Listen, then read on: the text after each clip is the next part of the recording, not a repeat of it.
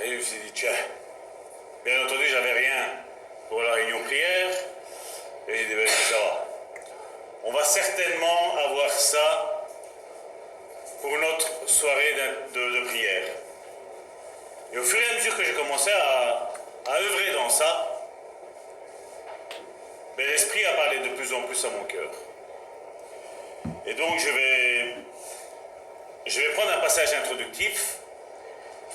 Et après, donc, pour ceux qui seront à la maison, j'enverrai donc cet audio.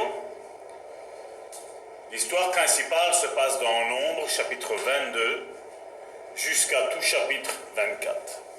Donc bien entendu, je vais prendre quelques passages, je ne vais pas les prendre tous, pour qu'on comprenne bien.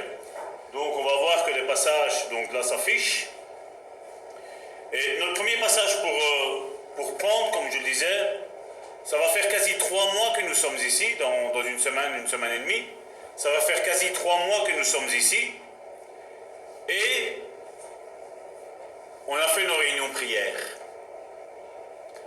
Mais la Bible nous parle dans Éphésiens, chapitre 6, verset 18, de quelque chose de très, très important.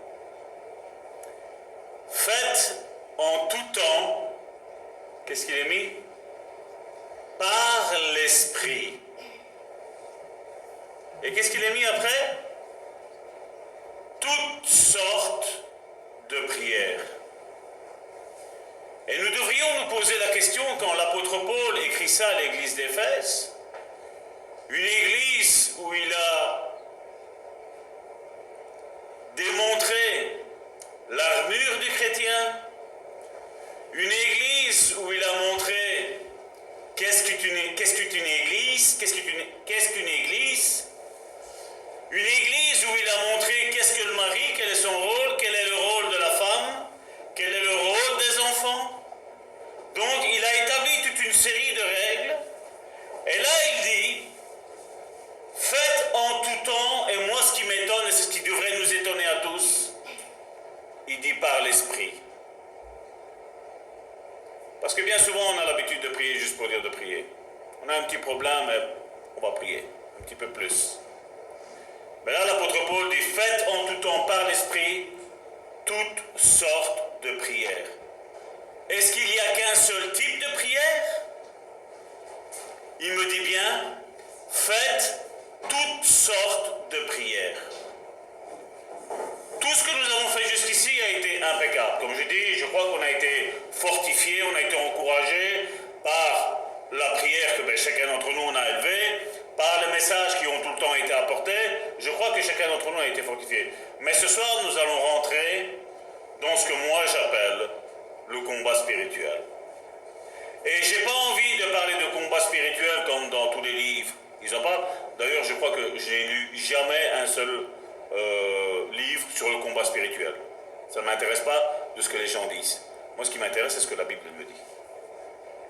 Faites toutes sortes de prières et de supplications. Et regardez ce qu'il dit après. Veillez à cela avec une entière, qu'est-ce qu'il met? Persévérance, et priez pour tous les saints. En d'autres mots, il dit, priez pour chacun de vos frères et de vos sœurs après. Mais avant tout ça, il dit, faites toutes sortes de prières. Et comme je le disais, cette histoire se passe dans Nombre, chapitre 22 jusqu'au chapitre 24, inclus. Nous allons prendre premièrement Nombre, chapitre 22, du verset 4 à 6. Comme je dis, quand vous allez être à la maison demain, dès que vous aurez le temps, ce week-end, vous lisez Nombre, chapitre 22, 23 et 24 en entier. Je prends, comme je dis, ici quelques passages.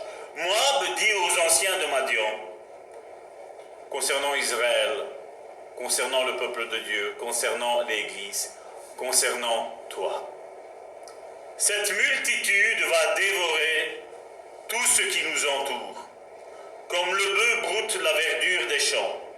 Balak, fils de Tsispor, était alors roi de Moab. Il envoya des messagers auprès de Balaam, fils de Béor, à Pétor, sur le fleuve, dans le pays des fils de son peuple, afin de l'appeler et de lui dire, voici un peuple Donc vous voyez bien, ça concerne bien Israël. Il couvre la surface de la terre, il habite vis-à-vis de moi. Viens, je te prie. Donc c'est un roi qui demande à un petit prophète, je mets petit entre guillemets, à un petit prophète de maudire ce peuple d'Israël. Viens, je te prie, maudis-moi ce peuple. Par là, comme je vous le disais, on est en train de faire cette série sur le spirituel. Par là, comme je vous ai dit, il y en a beaucoup qui pourraient rigoler quand Salvatore dit que l'homme spirituel est plus haut que le plus haut homme qui est sur cette planète Terre. Généralement, on va dire, voilà, c'est le président des Amériques, la Russie, vous savez, les grandes puissances. Je me tiens devant vous pour vous dire que si tu es spirituel, tu es beaucoup plus haut que tous ces hommes. On voit bien que le roi Balak demande à Balaam de maudire le peuple. La question que nous devrons nous poser, comment ça se fait qu'il ne l'a pas fait lui-même? Il est roi, il a toute autorité. Pourquoi il va le demander? Si on va le prendre au temps d'aujourd'hui, un petit disciple de maudire un peuple. Et puis il dit, car il est plus puissant que moi. L'Église est beaucoup plus puissante. Et un seul homme qui est dans l'Église est beaucoup plus puissant que toutes les forces armées qu'il y a dans le monde entier. Car il est plus puissant que moi. Peut-être ainsi pourrais-je le battre et le chasserai-je du pays. Car je sais que celui que tu bénis, regardez ce que Balak le roi dit. Car je sais que celui que tu bénis est béni. Et que celui que tu maudis est maudit. Karine tantôt a pris ce billet de 200 €. Elle a dit, quoi que tu le froisses, tu le piétines. Qu'est-ce qu'il dit? Le billet, il a tout le temps sa même valeur. Quand un homme ou une femme est proche de Dieu, attention à l'attaquer. Parce que tu as la capacité, et je sais que ce message aujourd'hui va chambouler un petit peu tout ce que tu as pensé jusqu'à aujourd'hui encore une fois. Mais vous savez que j'aime ça. C'est pas que c'est une nouvelle révélation, c'est parce que le problème c'est qu'on s'est laissé berner, on s'est laissé endoctriner dans un système de pensée qui est erroné. Je sais que tous, en disant ça, quand on parle de malédiction, on pense à ce que Jésus a dit. Bénissez vos ennemis. C'est pas vrai? C'est ce que Jésus nous a demandé. La question maintenant que nous devrions nous poser, pourquoi Dieu n'a pas-il béni le diable? Ça va prendre la grande autorité de Dieu. Pourquoi, même s'il aurait fait ce qu'il avait fait, pourquoi il ne l'a pas pardonné, le diable, et pourquoi il ne ferait pas rentrer dans le paradis? C'est une question qu'il faut se poser. Et c'est comme ça qu'on arrive, comme je dis tout le temps, à des raisonnements. Et à briser certains raisonnements. Si nous devons bénir nos ennemis, expliquez-moi un petit peu, pourquoi Pierre, quand Ananias et Saphira, ils ont fait leur bêtise, comment ça se fait qu'il n'a pas usé de grâce et qu'ils sont morts devant eux, tous les deux? Est-ce que vous êtes en train de démonter un petit peu les briques de votre mur, de notre mur? C'est pas vrai? Pourquoi l'apôtre Paul dit qu'à certains il les a livrés à Satan, alors que normalement il doit les pardonner? Normalement il doit les aimer comme il a écrit dans 1 Corinthiens chapitre 13, n'est-ce pas? Quand on dit ça, on a des petits frissons. Et quand je dis quand tu es dans le combat spirituel, c'est autre chose. Comme je dis, il y a un temps pour prier.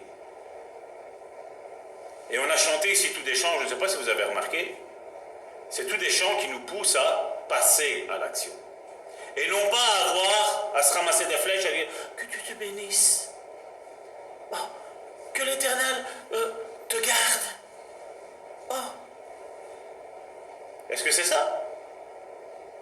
Je crois qu'il faut changer les toutes sortes de prières qu'il y a là. C'est des fois nous devons changer notre manière de prier. Ce que nous bénissons est béni. Si tu bénis ton ennemi qui, depuis X temps, t'attaque, qu'est-ce que Dieu fait? Qui tu bénis, Dieu bénit. Et où est la justice de Dieu? Parce que est-ce que lui est en train de te bénir? Il est en train de te maudire. Et toi tu dis, mais comment ça se fait qu'il m'arrive toute cette étude-là? Et à l'autre là, comme je dis, on ne combat pas la chair et le sang. Je ne suis pas là en train de viser qui que ce soit. Et l'autre là, il est en train de prospérer parce que moi, je suis en train de le bénir. Et après, à un moment donné, tu dis, mais Seigneur, t'exagères. Et c'est parce que le Seigneur veut qu'on passe à une certaine autre vitesse. Comme je dis, il y a un temps pour bénir. Il y a un temps pour utiliser les armes défensives. Et la Bible est l'arme offensive. La foi, le bouclier de la foi, est une arme offensive aussi. Parce que non seulement avec le bouclier, tu sais arrêter la flèche, mais tu sais donner un coup, tu sais repousser ton ennemi. Tu as deux armes offensives qui sont entre tes mains.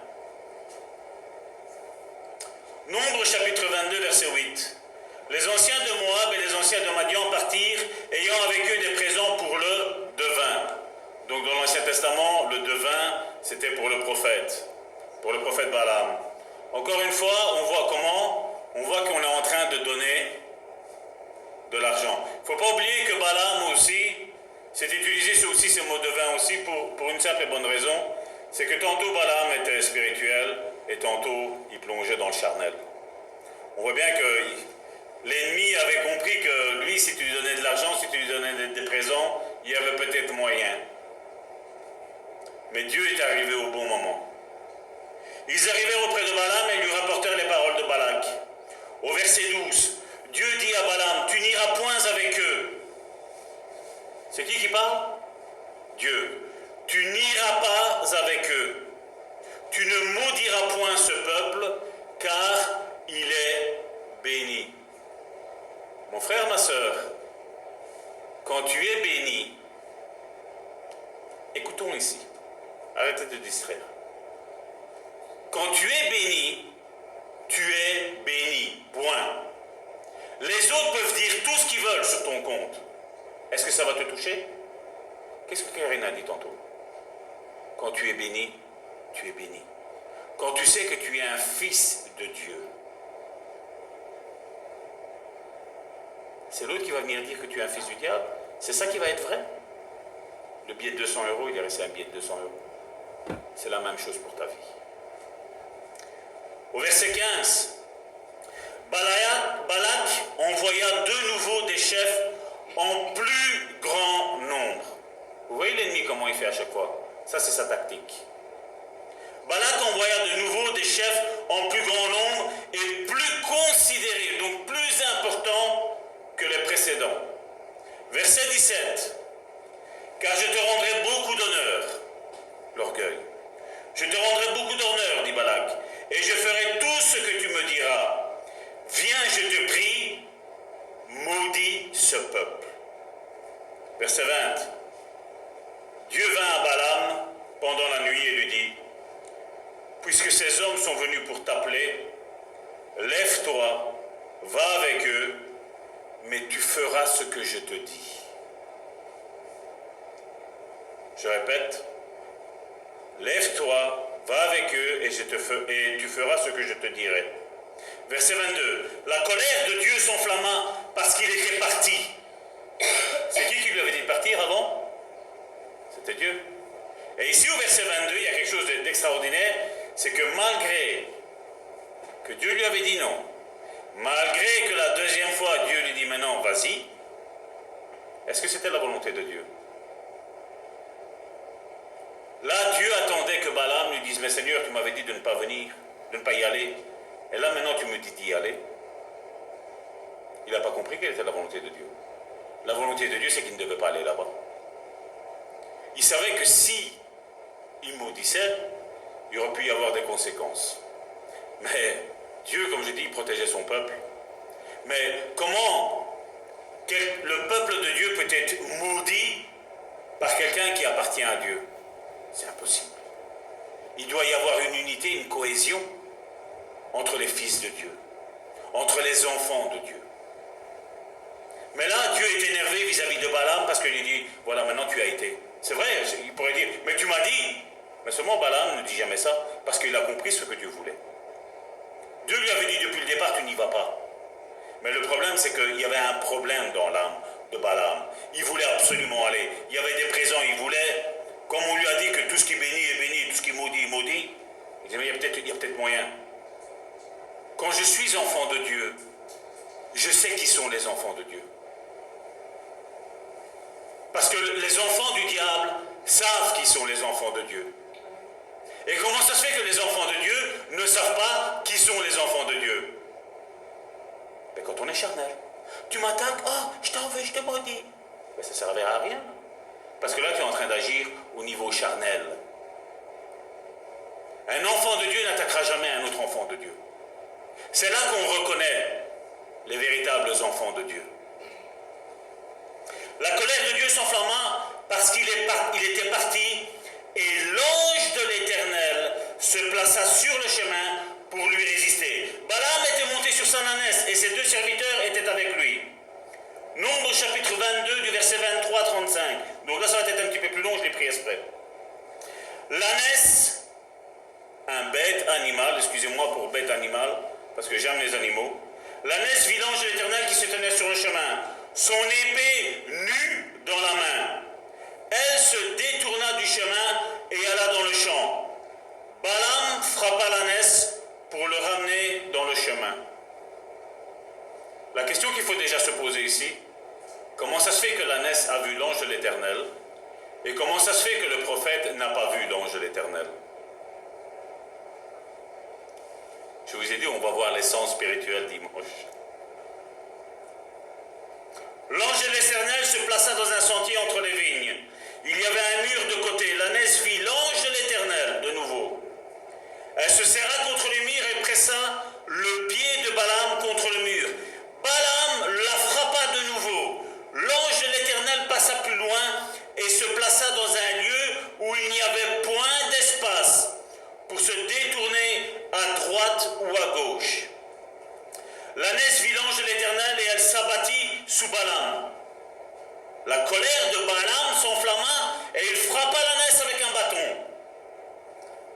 L'Éternel ouvrit, donc tantôt l'ânesse voyait. Regardez maintenant. L'Éternel ouvrit la bouche de l'ânesse. Comme je dis, ça paraît des bêtises ce qu'on va encore voir dimanche sur les sens spirituels. Mais il y a une puissance là-dedans quand c'est ouvert. Parce que ça te permet de voir ce que les autres ne voient pas. L'ennemi qui fond sur ta vie. Qui est en train de fondre? Comme je dis, je ne parle pas de la personne. Je parle de quel est l'esprit qui est en train de fondre sur ta vie. Un esprit de mensonge, un esprit de rébellion, un esprit de colère. C'est quoi qui t'attaque?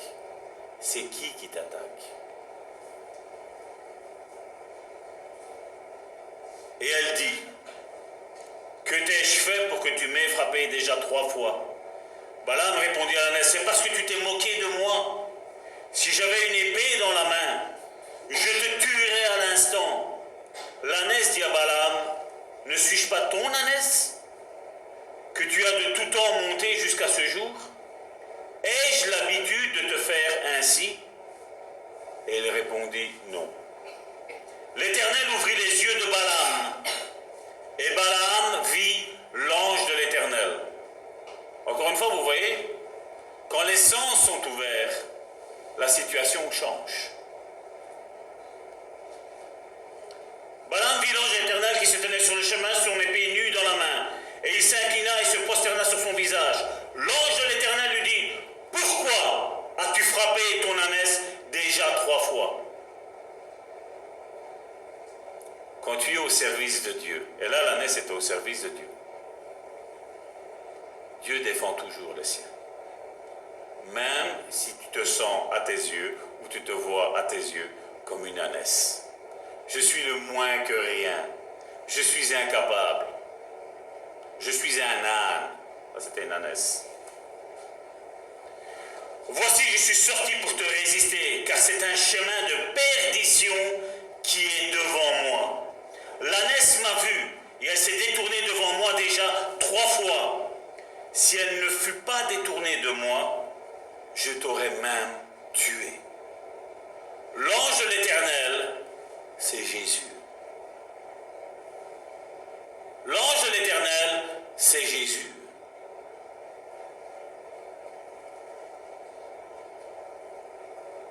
Je t'aurais même tué et je lui aurais laissé la vie. Quand tu es au service de Dieu. Balaam dit à l'Éternel, j'ai péché, car je ne savais pas que tu fusses placé au-devant de moi sur le chemin. Et maintenant, si tu me désapprouves, je m'en retournerai. L'ange de l'Éternel dit à Balaam, va avec ces hommes, mais tu ne feras que répéter les paroles que je te dirai. C'est pas la première fois qu'on entend ça. Hein? Et Balaam alla vers les chefs de Balak. Verset 38. Balaam dit à Balak, voici je suis venu vers toi maintenant. Me sera-t-il permis de dire quoi que ce soit? Et qu'est-ce qu'il dit après?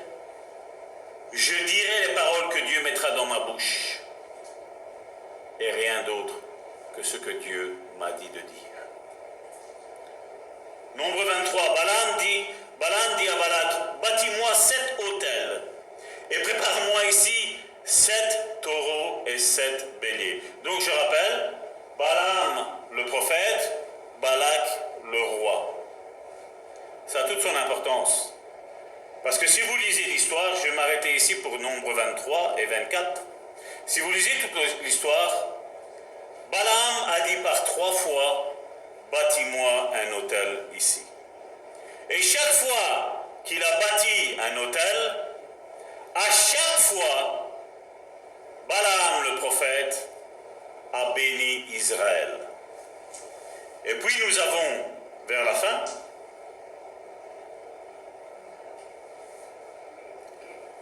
au verset, Nombre chapitre 24 du verset 10 à 11, regardez ce qu'il est mis. La colère de Balak s'enflamma contre Balaam. Donc la colère du roi s'est enflammée contre le prophète. Et voici quelle a été la réponse. Parce que je vous dis, pendant 3 fois, vous imaginez, le roi vous demande de maudire et vous dites, bâtis-moi un autel. Quelque part, je vais faire ce que tu vas me dire. Mais après, tu fais ce que Dieu te dit. Et donc à chaque fois, Balak s'est senti trahi. Et voilà ce qu'il dit. La colère de Balak s'enflamma contre Balaam. Il frappa des mains et dit à Balaam, c'est pour maudire mes ennemis que je t'ai appelé. Et voici tu les as bénis déjà 3 fois. Fuis maintenant, va-t'en chez toi. J'avais dit que je te rendrais des honneurs, mais l'Éternel t'empêche de les recevoir. C'est qui bénit mieux? Le monde ou Dieu? Les richesses que le monde peut nous donner, elles vont périr, elles vont rouiller. Jésus nous l'a dit. Vous vous rappelez? Mais les richesses que Dieu donne, elles restent.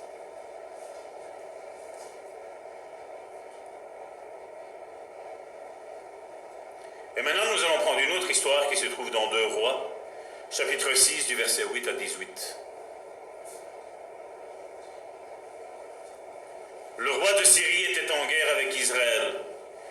Et dans un conseil qu'il tient avec ses serviteurs, il dit, « Mon camp sera dans un tel lieu. » Mais l'homme de Dieu fit dire au roi d'Israël, « Garde-toi de passer dans ce lieu, car les Syriens y descendent. » Et le roi d'Israël envoya des gens pour s'y tenir en observation, vers le lieu que lui avait mentionné et signalé l'homme de Dieu. Cela arriva non pas une fois, ni 2 fois. Donc c'est minimum 3 fois. C'est juste. Le roi de Syrie en eut le cœur agité. Il appela ses serviteurs et leur dit, ne voulez pas me déclarer lequel de nous est pour le roi d'Israël? Donc le roi était en train d'avoir des soupçons que parmi eux, il y avait un traître. Il y avait quelqu'un qui disait, si vous lisez toute l'histoire, chaque fois que lui prenait une décision, à chaque fois, ses ennemis étaient devant son chemin. Donc il savait que parmi les personnes auxquelles il avait dit ça, parce qu'imagine, je suis dans ma chambre, je dis quelque chose, et après je vous le dis à vous. Et après il y a quelqu'un d'autre qui vient et qui me rapporte et qui me dit, je vais dire, ben, il y a quelqu'un ici qui nous a trahis. Et là c'est la même situation. Il pensait qu'il y avait un espion parmi eux. L'un de ses serviteurs répondit, personne, ô mon Seigneur. Et là regardez ce serviteur, qu'est-ce qu'il dit? Mais Élisée, le prophète qui est en Israël, qu'est-ce qu'il est mis là? Rapporte au roi d'Israël les paroles que tu prononces dans ta chambre à coucher. Quand tu es un homme de Dieu, quand tu es une femme de Dieu, il n'y a rien qui est caché. Tu vois les choses arriver. Parce que Dieu nous ouvre le discernement spirituel. Et le discernement spirituel, c'est quoi? Il nous ouvre tous les sens. L'ouïe, l'odorat, la vue, le toucher, l'odeur, le sens. Dieu t'ouvre tout ça. Et tes ennemis n'auront jamais l'avantage sur toi. Mais toi, tu auras toujours l'avantage sur tes ennemis qui marchent dans la chair. Et le roi dit, allez et voyez où il est. Je le ferai prendre. On vint lui dire, voici, il est à Dothan. Il envoya des chevaux et des chars et une forte troupe qui arrivèrent de nuit et qui enveloppèrent la ville. Le serviteur de l'homme de Dieu se leva de bon matin et sortit, et regardez, c'est cette histoire-là. Et voici une troupe entourait la ville avec des chevaux et des chars. Et le serviteur dit à l'homme, ah mon Seigneur, comment ferons-nous? Il répondit, ne crains point, car ceux qui sont avec nous sont en plus grand nombre que ceux qui sont avec eux. C'est dans cette histoire. Dieu avait déjà parlé au cœur d'Élisée. Et Élisée savait que l'armée, parce que lui était spirituel, il savait que l'armée de Dieu était avec lui. Et quand tu es spirituel, quand tu marches selon la volonté de Dieu, mon frère, ma soeur, Dieu est avec toi. Et Dieu te prévient des dangers. Dieu t'avertit des dangers.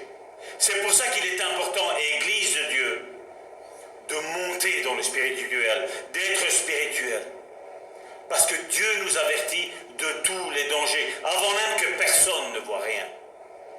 Avant même que les autres commencent à te dire, écoute, il y a un complot contre ta vie. Dieu t'avertit. Parce que Dieu t'aime, tu es son enfant. Quel est le père qui n'avertirait pas ses enfants du danger qui arrive? Il est un bon père. Il est un bon colonel, un bon sergent, un bon, je ne sais pas c'est quoi la hiérarchie dans l'armée. C'est un bon chef d'armée, notre Dieu. Et l'Église doit se lever. Se lever pour son Église. Mais se lever pour son frère et sa sœur et pour se lever pour soi-même aussi. Et bien souvent, commençons nos réunions prières. Seigneur, bénis-moi, protège-moi, garde-moi. Dieu nous dit de faire toutes sortes de prières.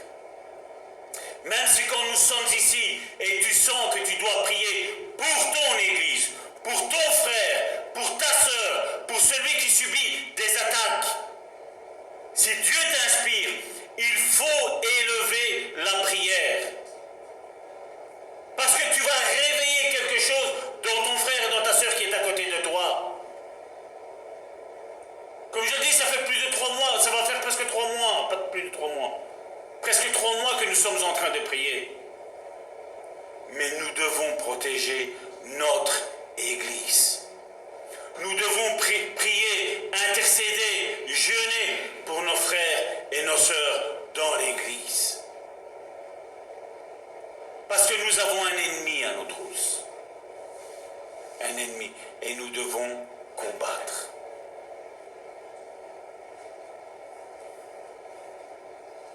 Dieu a dit à Abraham, verset 3, je bénirai ceux qui te béniront et je maudirai ceux qui te maudiront. Dieu nous a demandé de bénir tout le monde, n'est-ce pas? Mais qu'est-ce que Dieu fait? Quand il y a quelqu'un en secret qui est en train de te maudire, Dieu est en train de te bénir. Et Dieu est en train de maudire ceux qui sont en train de te maudire à toi.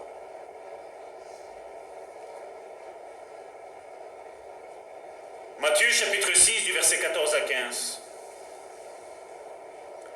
C'est la parole de Jésus. Jésus, qu'est-ce qu'il a dit? Si vous pardonnez aux hommes leur offense, votre Père Céleste vous pardonnera aussi. Mais si vous ne pardonnez pas aux hommes, retenez ça pour le moment.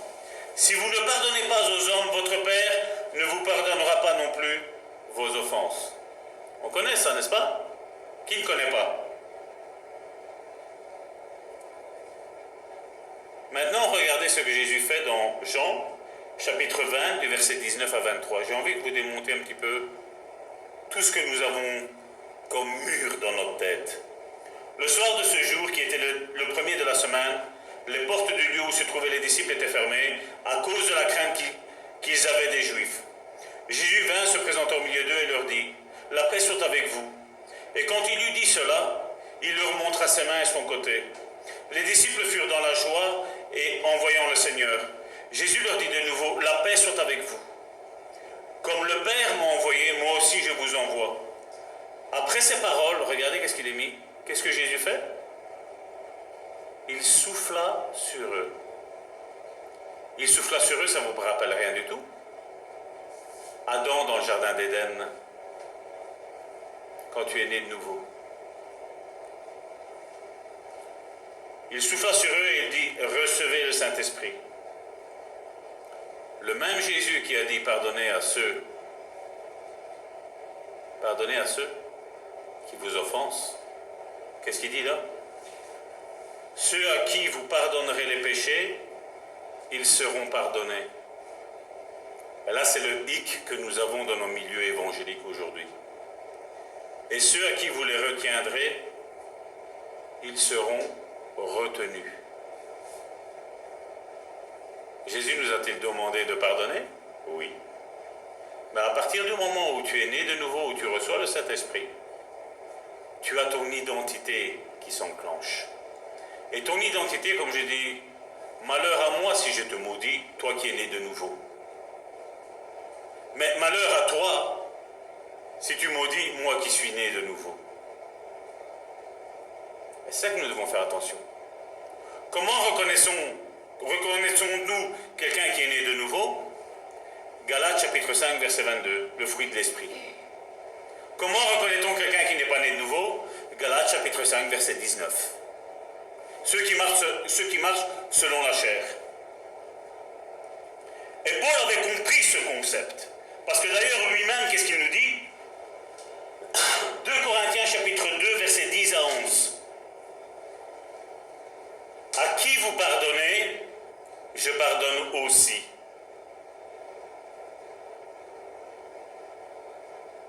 Paul n'avait pas compris. S'il sous-entend à qui vous pardonnez, je pardonne aussi, ça veut dire qu'à ceux qui ne pardonnent pas, qu'est-ce qu'il fait l'apôtre Paul? Il ne pardonne pas.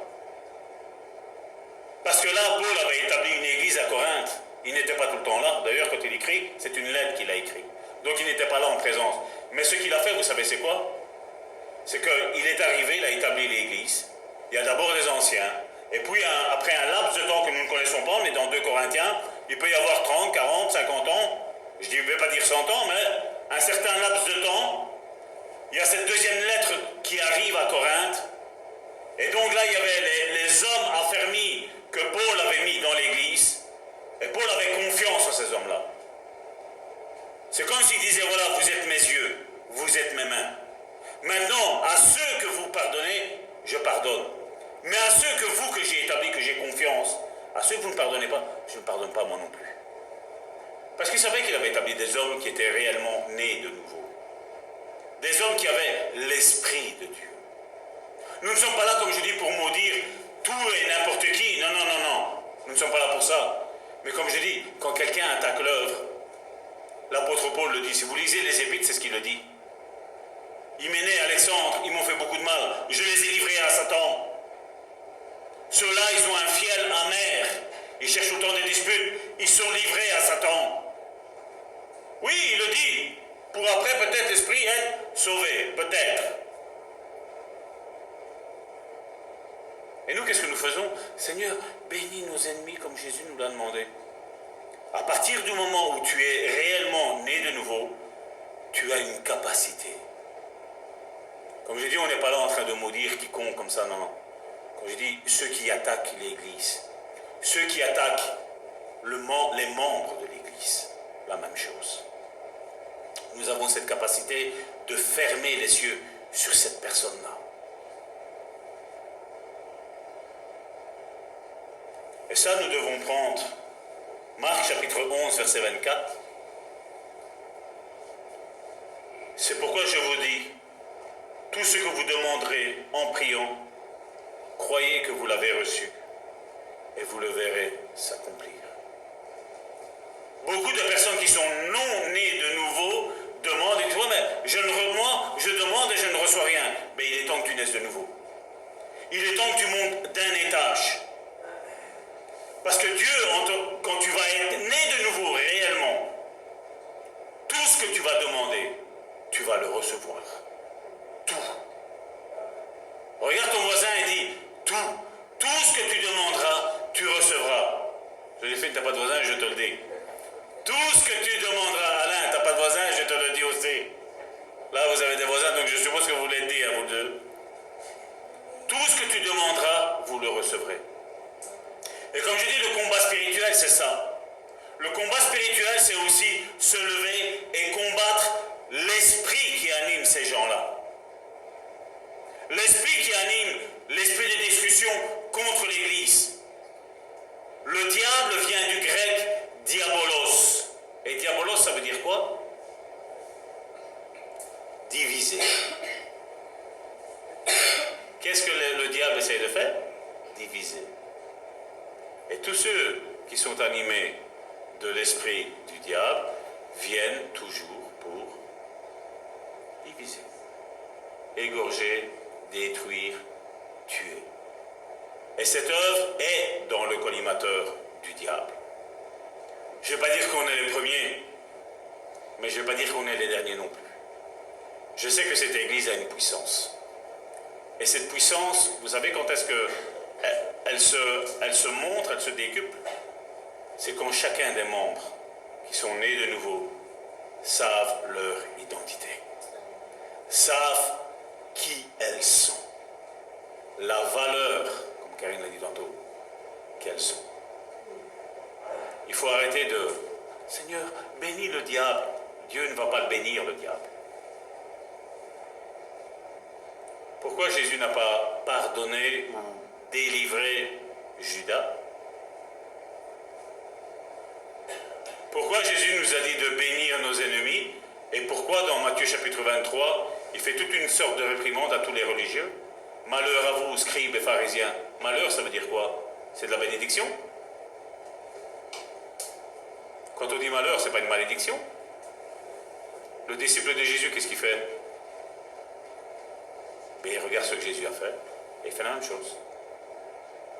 Les pharisiens étaient contre le plan de Dieu. Les pharisiens étaient contre Jésus. Et Jésus les a maudits. Et tous ceux qui sont contre le plan que Dieu a mis dans ta vie, mon frère, ma soeur, sont tes ennemis. Et tu as cette capacité de fermer le ciel sur leur vie. Parce que toi, tu dois prospérer. Et eux ne doivent pas prospérer. Et nous, la religion, qu'est-ce que nous enseignons? Bénis-les, bénis-les, bénis-les. À qui tu pardonnes, c'est pardonné. À qui tu ne pardonnes pas, c'est pas pardonné. Amen. Père éternel, je te prie, Seigneur, encore pour cette révélation, Seigneur, qui est assez dure, Seigneur. Elle peut paraître, Seigneur, être sans amour, Seigneur, mais elle est ta parole, Seigneur. Les exemples, Seigneur, que tu m'as donnés, Seigneur, de citer, Seigneur, tel le diable, tel Ananias et Saphira, tel Jézabel.